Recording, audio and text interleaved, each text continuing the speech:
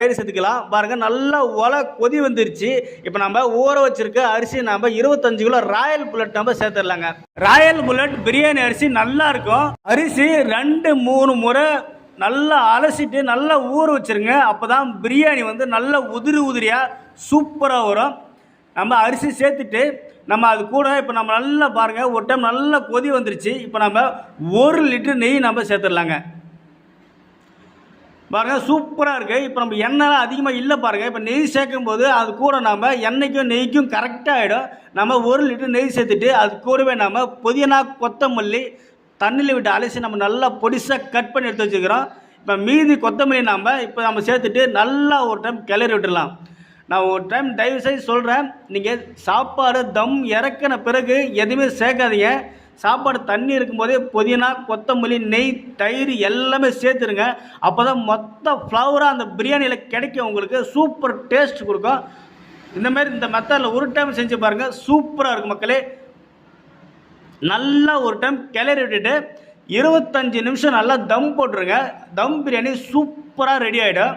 பாருங்கள் தண்ணி வந்து நல்லா இழுத்துருச்சு. நீங்கள் 3 டைம் கிளறி விடும்போது தெரிஞ்சிடும். நல்லா தண்ணி இழுத்துக்கும் பாருங்கள். ரைஸ் மட்டும் மேலே வந்துருக்கு பாருங்கள். தண்ணி நல்லா இழுத்துருச்சு. இப்போ நாம் 25 நிமிஷம் நாம் தம் போட்டுடலாங்க.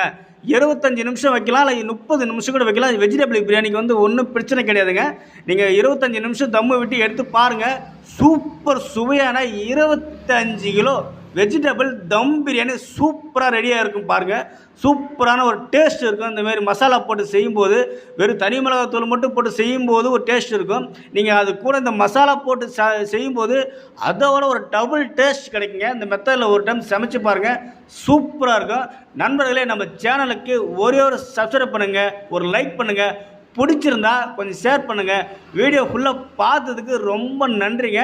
அடுத்த வீடியோவில் பார்ப்போம். என் வீடியோக்கு ரொம்ப சப்போர்ட் பண்ணுறீங்க. உங்களுக்கு எல்லாத்துக்குமே என் நெஞ்சார்ந்த என் நன்றியை தெரிவிச்சுக்கிறேன். பாருங்கள் எந்த அளவு தண்ணி ஈர்த்து பாருங்கள். சாப்பாடை வந்து நம்ம உதிர இப்போ பாருங்கள் கிளறி விடும்போது உங்களுக்கு தெரியும் எந்த அளவு வந்து பிரியாணி வந்து இவ்வளோ உதிரியாக வருது பாருங்கள். எப்படி தண்ணி எல்லாமே இழுத்துருச்சு.